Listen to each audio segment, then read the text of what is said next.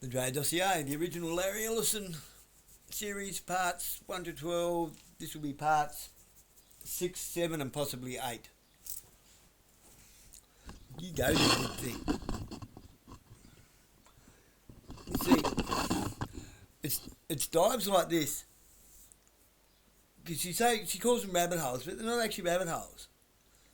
This is, a rabbit hole is, if you go onto a platform like Carl Eyebold, or if you go over to Rumble to Dave Mel Graham, or if you go over to Australia One Party, they're dribbling Q-tard shit. That's rabbit hole stuff. That's where the tinfoil hatters live. She's actually following the receipts. She's following the contracts. All the stuff that you can go and find in paper. Actual proof, actual evidence. That's the difference. I used to run around in rabbit warrens and you keep getting lost tripping over rabbits. Okay? Better off to stay above ground, like she does, and this is how you get the actual facts. I love the way she works. We both have a pattern brain, but our patterns, they're very similar. I look at it, okay, come back again. I find things and I see how it relates to actual historical fact that I know, and I go looking through books. There are also things, a lot to do with what's going on with Israel and the whole Palestine and their whole religious nutcasery. And I'll go and look through the Bible because, as you know, I'm no stranger to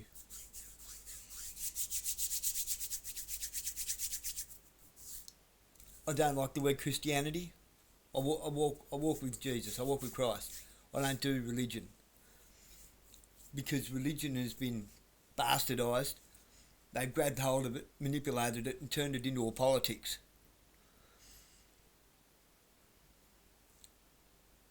I've found so much stuff now that has proved we're not in the end times. We're in a man-manipulated end times. They're trying to make us think we're in end times. If we're in end times, why are they spending so much money on a surveillance state? Think about that. There's no way they'd be spending all this money on long-term projects if they thought that we was going to be gone in 7 years.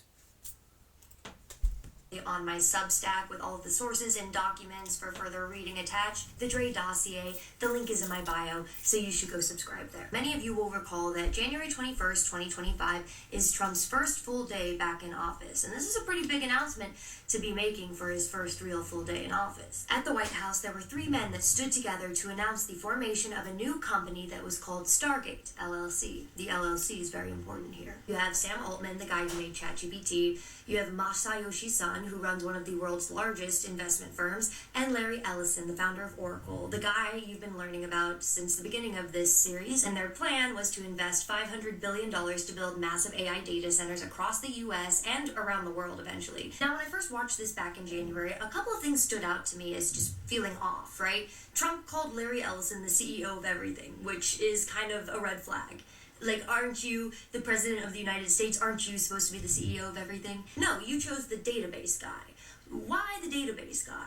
The next thing that stood out to me was the fact that in the lineup, Larry Ellison spoke first, which tells me that he's probably the one leading this venture, like they're looking to him to set the precedence. And when he spoke about it, he didn't talk about the AI computing power as much as he talked about healthcare. More specifically, he talked about collecting everybody's medical records and using AI to better understand patients and provide guidance to doctors. And a lot of that wasn't really adding up to me, and that's when my ADHD brain decided to hyperfixate on the name instead, Stargate. Like, where does that come from? And one of the first things to pop up within that search was, of course, the 1994 movie Stargate. You know, the one about the alien who uses a portal to take over all these human bodies to live forever and enslave humanity.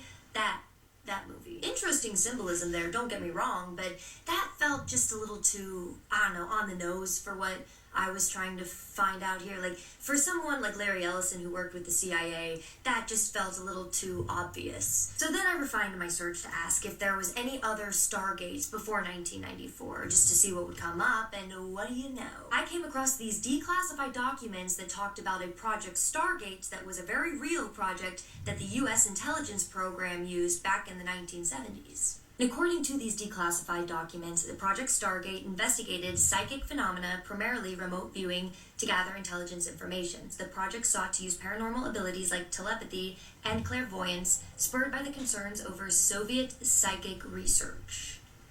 And what I'm hearing is that this was a program whose entire mission was surveillance and prediction. Kind of Larry Ellison's whole ethos, you know? But with this knowledge, I decided to go back and rewatch the entire announcement again, because this time, I knew what to look for. What I noticed was Trump's hyperfixation on the cancer research side of this whole project. When Sam Altman was finishing up giving his spiel, he interrupted Sam to say, and I'm paraphrasing here, "I hear so many positive things about what this will do for medical research, for solving cancer. Could you speak to that, Sam Altman?" It felt as though he was briefed, but he was like this excited salesman who couldn't wait to get to the best part of the pitch. But Sam Altman kind of fumbled that part. He gave some generic answer about curing diseases at an unprecedented rate and what a patriot he was. Then Larry Ellison swoops in to save the day. He steps back in, he took the mic, and he delivered this polished, technically detailed soliloquy. Now, I'm not going to get bogged down into the medical side of all of this because I'm not a doctor, but basically he launched into this detailed explanation about these little fragments of tumors floating around in your blood and how you can use these simple blood tests with AI to find cancers early. But through all of that, one thing was certain. The cancer pitch wasn't Sam's. It was Larry's. And with no doctor in sight for miles, it was clear that this was not a pitch for the scientific community. This was a sales pitch for the public. So I started digging into some of Larry Ellison's other healthcare major investments, and as it turns out, he is a major investor in a company called Imaging AI, which uses AI to extract real-time genomic data from medical images. It's meant for cancer screenings. So, wee woo, why is Larry Ellison so interested in cancer? We all know it's not because he wants to cure it, so why cancer? Why is this the perfect public pitch for a $500 billion AI infrastructure project? Why is he personally investing in this side of healthcare? And the closer I looked, the more clearly I realized that the answer is in what cancer sequencing actually does. When you learn about what these tools like imaging can actually do. When Larry Ellison talks about these liquid biopsies, those simple blood tests where you can find cancer potentially early, he's talking about a process that requires sequencing in the DNA fragments within your bloodstream. What I'm learning from reading these scholarly articles is that it's not just looking for these few cancer markers within your bloodstream, it's analyzing the entire human genome. And that's where a company like Imaging AI comes in, because their entire business model is using AI to extract real-time genomic data from the biomedical images. But the thing is your genome is a biological blueprint to you. It's a password you can never change. It's permanent. It's like a barcode for just you. And maybe you're saying all right, cool story, bro, but that's almost certainly data that's protected by HIPAA, right? That's my medical information. They can't just do whatever they want with it. To which I would say absolutely. Except for this one legal sleight of hand I discovered they could do. Here's the easiest way to explain it. When your doctor takes your blood for a cancer screening, right? That vial of blood has your name on it, and it is fully protected by HIPAA because it is identifiable information and it is identified as your information. But then that vial needs to get sent out to a lab for sequencing, and before your genomic data can enter any large-scale research database, like the one that Project Stargate LLC would likely build, I don't know, it has to undergo something called de-identification. That means they strip out all of your direct identifiers like your name, your address, your social security number, and what's left is a full genomic sequence and random code, like subject 15927 or something like that. And in the eyes of the law, subject 15927 is now de-identified, so it's no longer considered protected health information under HIPAA, and it can now be used, shared, or sold for secondary purposes with vastly fewer restrictions. But here's the catastrophic flaw that makes all of this so dangerous. Your genomic sequencing in and of itself is the ultimate identifier. Researchers have proven this idea of de-identified data is becoming more and more of a fantasy, especially as AI gets more and more advanced. And for decades, this kind of mass re-identification was theoretically possible, but practically very difficult and very expensive to do. But of course, with AI, that's all changing. I mean, the same machine learning tools that are capable of finding a cancer cell are perfectly suited for finding you. AI can process millions of genomic records instantly, cross-reference them with public data from like your biotech wearables, from genealogy sites, social media, even voter rollouts. I mean, you'd be surprised how much info all of these sites have on you. So I guess what I'm kind of getting at here is that, if the old Project Stargate from the 70s was originally about, remote viewing and being able to predict your enemy's actions, but that eventually the project was dropped because the science behind it was unreliable and it just wasn't advanced enough to be able to do so, then I don't know, maybe it's entirely possible that the new Stargate has found a way to fulfill the original mission just with more scientific certainty. And think about it, it has AI trained on a global database of your DNA, which is permanent, but also your family's connections because genomic linkage is not always voluntary, and millions of other genome patterns for recognition. Wee woo, wee woo, wee woo, we're getting awfully close to eugenics here. So let's fast forward to what do we do about this? Because obviously you can't just opt out, and you should not opt out of cancer screenings, okay? This is not about making you fearful of your healthcare professional, okay? Your doctors actually care about you. Larry Ellison does not. And we can't just hope for better regulations because the very loopholes are built into the foundation of this law. I'm thinking that our best bet, and I don't say this lightly, is we need a new constitutional amendment. I think it's time. The Fourth Amendment doesn't help us here. HIPAA doesn't help us here. We need to move into the new day and age of our data being this readily accessible and findable with these AI tools. Now, I know that's a bit of an unpopular opinion with this current administration who doesn't like to even pretend we have a constitution, but for everybody else out there, all right, everybody else that's working alongside the administration, we have to establish in the highest law of the land that our biological data, our DNA, our biometrics are no longer considered just data. This has to be considered an extension of our physical person. Like, it's entitled to the same core protections as our bodies physically, kind of like how my body, regardless of if you know my name or not, has laws that protect it because it's considered a human body. Therefore, there are laws you can't break. That's the same thing. The point is, this is not a partisan issue, okay? This is for all of us, every single person watching this video, okay? And they clearly have a timeline, right? The data centers are being built now. The database will be populated between now and 2029. So we better get moving on something here. Well, Trump announced his big Gaza peace deal today, and you know what that means, right, Newton? That's right, Mama gets to take the night off from the Larry Ellison beat. That's right, this is just regular schmegular geopolitics, no Oracle, no surveillance capitalism in sight, just Trump and Netanyahu doing their... I'm sorry, who's co-chairing this thing? Tony Blair, like of the Blair Institute. Oh, can I not just have one night with my son in peace without Larry Ellison? Just fucking...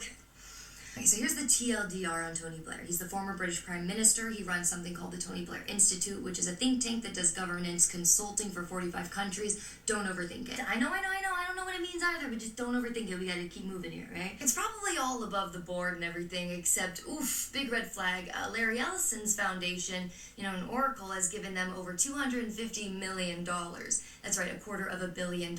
Former employees of the Tony Blair Institute have been saying that the Institute basically transformed into Oracle sales after the money started flowing in from Larry Ellison in 2022, 2023? Yeah, so I guess with their consulting company, they would embed themselves with government advisors, and then surprise, Oracle would just get a massive contract. So they are definitely consulting for one company. Well, I guess that's what the business model is, right?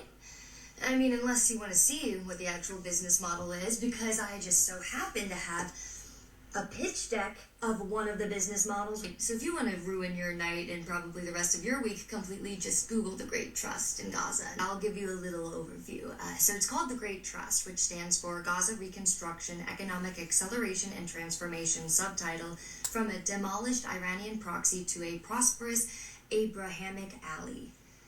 It doesn't really roll off the tongue, does it? But it spells great. But this venture is apparently, allegedly, a full venture capital.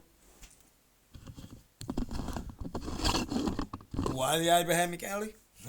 We've been down this road. It's the bloodlines of Abraham, which is the 12 tribes of Jacob. Which Ishmael, not Israel, Ishmael, the illegitimate son of Abraham, wanted all for himself. Now do you see the relevance? We're going back to a 4,600-year-old argument. pitch for rebuilding Gaza in a very particular vision. It's very professional, very detailed, financial modeling. BCG consulted on it, Tony Blair Institute participated in the early discussions of it, allegedly, according to his Wikipedia as of tonight. And don't worry, you won't have to dive in too deep before you see your first glaring red flag, which is, I'm sorry, there's an Elon Musk manufacturing zone? Look at this. There's a Gaza Trump Riviera Islands. Oh, how quaint. You've got your Gaza's urban design structure and the quality of life. I mean, look at the shapes. Look at the trapezoids. Of course there's going to be a quality of life. All services and economy in these cities will be done through ID-based, AI-powered digital systems. ID-based AI-powered digital systems. Who do I know that really likes ID-based AI-powered? Not even 2 seconds after 9/11, Larry Ellison was pitching this kind of thing. Oh, Jesus Christ. And then if you can stomach it, you can make it to page 9. This is where it gets really dark. Just a forewarning. So this is the funding model. It says they're planning to use something called land tokenization. And let me read this to you verbatim. Convert real estate assets into digital assets and split into tokens. Place public lands, 30% of Gaza, in the trust.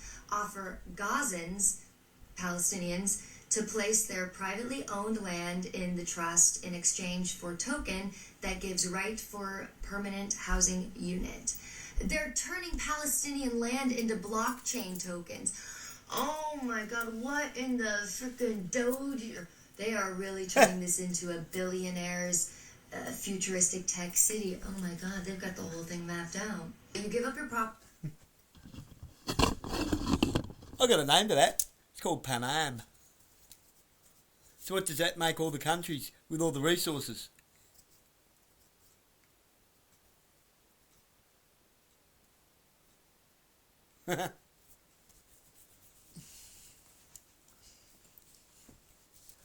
Say it with me now, come on. Starts with D. Districts. Oh my God. What district do you come from? Welcome to the Hunger Games. property deed for a token, I guess, or some value of a token, and then maybe eventually you'll get to put some housing on it, and if you don't like it, which I'm sure if it's got anything named after Elon Musk and Donald Trump in there, then there's a voluntary relocation program. $5,000 off the blockchain, per person to leave. Subsidized rent elsewhere for 4 years. I can't imagine wherever that is going to be pleasant. 4 years at Alligator Alcatraz. They've got partnerships with IKEA. Cute. Let's see, who else? Oh, was that Tesla? AWS? Oh, AWS. Isn't that cloud infrastructure? Who has a big partnership with cloud infrastructure with AWS? I'm sure it'll come to me at some point. No wonder Oracle spent so much money building 2 data centers in Jerusalem, 9 stories underground. This is Oracle's ideal deployment scenario. No legacy systems to work around, just a clean slate, just a lot of rubble and bodies that they're gonna have to clean up first. This is why I think he's the most dangerous person alive today. I'll say it. Most dangerous person alive today, Larry Ellison. As it turns out, this peace deal with Tony Blair at the head of it doesn't really look so much like a peace deal. It looks like an implementation plan for a venture capital pitch that treats whatever's left of Gaza as just another fucking startup opportunity. Oh, the new Silicon Valley in Gaza. A $130 million institute in Oxford, England. A 6-year secret marriage finally revealed. And Dave Portnoy? We need to talk about a woman who everybody just recently learned is married to one of the most powerful men in the world. A woman whose identity seems to dissolve the second you look at it. A woman who I have been tracking for 9 months. And many of you know the drill. This is primarily a Substack series, so you should go follow me on the Drey Dossier. Link is in my bio. Now, there's a lot of ground to cover here, okay? So we've got to kind of move through this whole thing quickly, but we should probably start with the public face of this whole operation, and that's the Ellison Institute of Technology. In December of 2024, the University of Oxford announced announced a long-term strategic alliance with EIT. This was going to have $130 million from EIT, Larry Ellison, behind it, and this partnership seemed to be a pretty big deal. And the reason I know that is because Larry Ellison even posted about it on X this summer, which if you've been following this series, then you know as well as I do that he does not post on social media ever. And basically he posted that he's in his philanthropic era and he's ready to give back to humanity and do things like, end world hunger using technology, which is a wild thing to say for someone who just used technology to starve Gaza for how many? A year and a half? Allegedly. But despite what I'm sure Larry Ellison would love for you to believe, EIT is not exactly charity. It's far from it, in fact. A New York Times investigation recently found that it's more of a complicated web of largely for-profit companies, which is strange for academic research institutes. And it's because this model spins successful research into commercial ventures in which Ellison's entities take 51% of stakes or more. So it's a venture capital engine disguised as a research institute. Great. And so I'm thinking to myself, well, who's running this thing? Who's running these programs? And so I look it up and I see that up until this last month, this ambitious research institute, to put it nicely, was led by Professor Sir John Bell. He's a Canadian-British immunologist and geneticist. He was more of the credible face of the institution. That is, until this last September of 2025, when everything changed. Apparently, Ellison himself had sent an all-staff email that was announcing that Bell was voluntarily stepping down, but internal reports had suggested that Ellison was getting very unhappy with how the institute was being run as he became more and more hands-on, and this was leading to a swift departure of several executives at a very high level. So I guess this for-profit vision was clashing with the academic world. Who would have thought? And this is when the first big connection kind of snapped into place for me, because Ellison had immediately announced his successor, who was a guy by the name of Santa Ono, the immediate past president of the University of Michigan. When I saw Ono's name, I froze. University of Michigan. Why did that sound so familiar? Larry Ellison didn't go there, but I'd heard it somewhere recently in relation to him, and I just couldn't remember where. Then it hit me, and I remembered the Google alert that I got back in November of 2024, because that's when I first learned about her. I had gotten this alert in my inbox, and the headline had read something along the lines of University of Michigan football. And I was thinking to myself, well, I only get Google alerts for one person, which I'm sure you can guess who that is. I don't care about football, and why am I getting this? And I opened the article to a picture of Larry Ellison sitting next to some young Chinese woman at a tennis tournament. The article itself was about the University of Michigan's booster group called Champion Circle, and how they were announcing that they had flipped star quarterback Bryce Underwood from LSU to Michigan in this record-setting expensive deal worth reportedly $10 to $12 million or something like that. I don't know much about college football stuff, okay? And in their statement, they thanked two people, Larry Ellison and his wife, Jolyn Ju. Wife? Did you just say wife? I'm sorry, isn't he divorced 5 times over and 81 years old? Who is this woman? I'm scouring the internet, right? Looking at message boards and University of Michigan blog posts and stuff to see if I can find anything out about this woman, and nobody seems to know who she is. But then I came across this investigation by the Daily Mail, which I so appreciate that they jumped deep into this, because it was wild. And according to that report, the claim is that she's an alumna of the University of Michigan, that she's an international student who attended the school from 2010 to 2012. They also claim that she and Ellison had gotten married 6 years ago. 6 years ago. How do you have a secret wife for 6 years and it's all just now coming out through a college football announcement? So my mind is racing, right? Why did Larry Ellison just spend $10 million on a kid playing football for a university he didn't go to? And why is he married to a woman who's 42 years his junior? Oh, and apparently Jolyn Zhu may not even be her real name. It could be something like Karen Zhu, because here's the thing, when they went to go verify her enrollment at the university, they said that they couldn't find any record of Jolyn Zhu ever attending the school.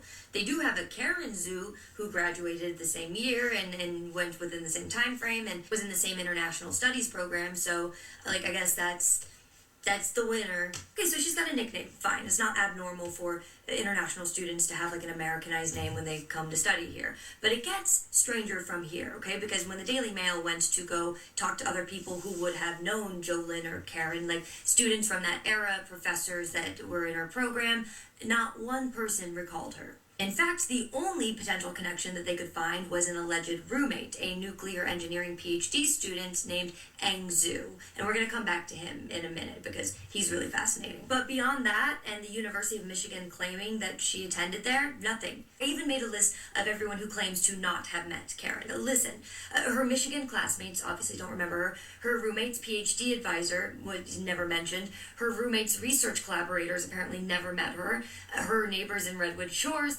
don't know her. Her current neighbors in Woodside, California, never met her. The sailing community in Newport, where Ellison summers, never met her. Not even financial journalists could verify the existence of their relationship. 6 years. You know what? Actually, I lied. There is one person who claims to have met her. The only public account of her entire personality, her motivations, what she's actually like, all of that comes from one source.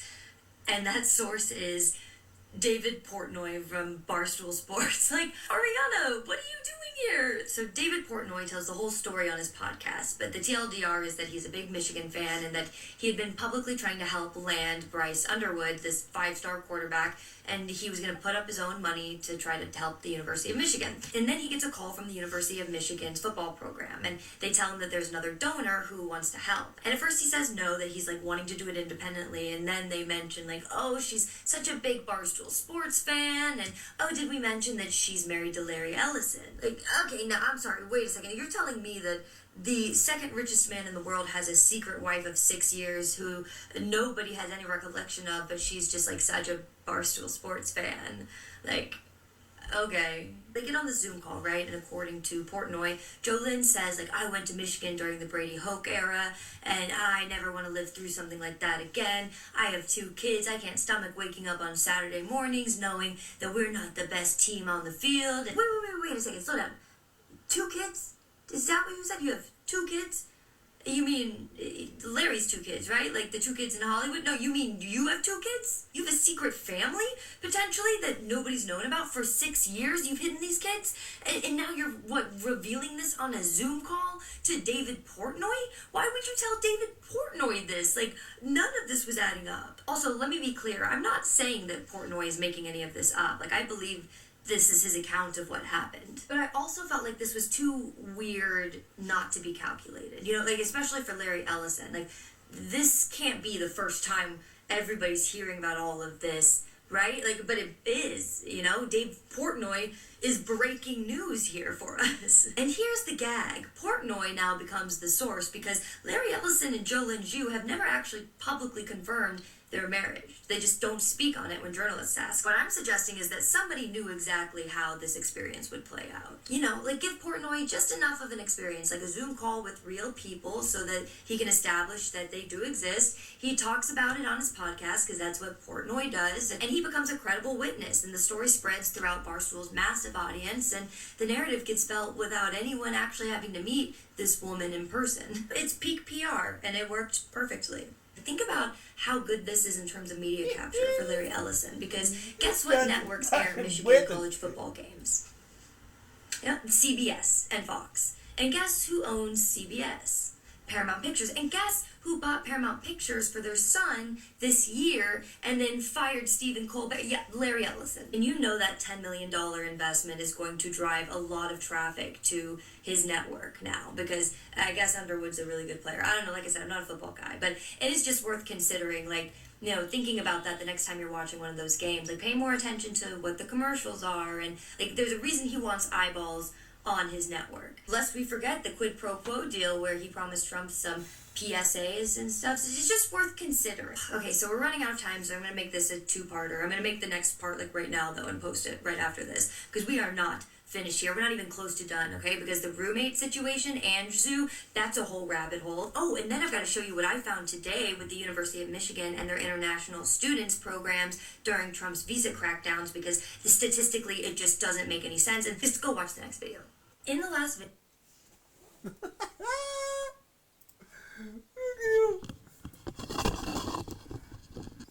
The mind boggles. The mind boggles. It gets to the point it's like, whoop, don't let it. Go back and watch it a few times. Seriously, go back and watch it a few times.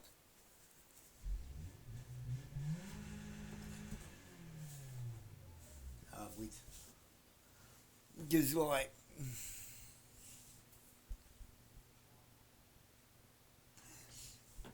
what you'll figure out from a lot of it is that this is all about how to make money go round in circles. A lot of it is how philanthropy works, non-profit turns into profit, all that sort of stuff, how they hide certain business ventures with public funds, how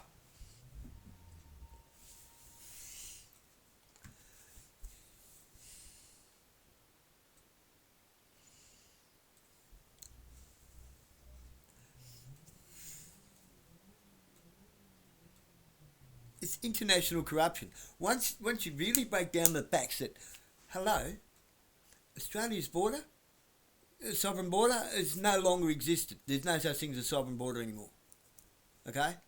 It's all gone. All that's it's off the table. Once you start talking digital, nobody physically crosses borders anymore. It's just information, digitally. And it goes that quick, there's no record of it. We're watching a girl from America right now on YouTube, and I'm recording it on my home computer to put onto my YouTube channel. So there's another copy of it that you get to watch, and there's backups. Because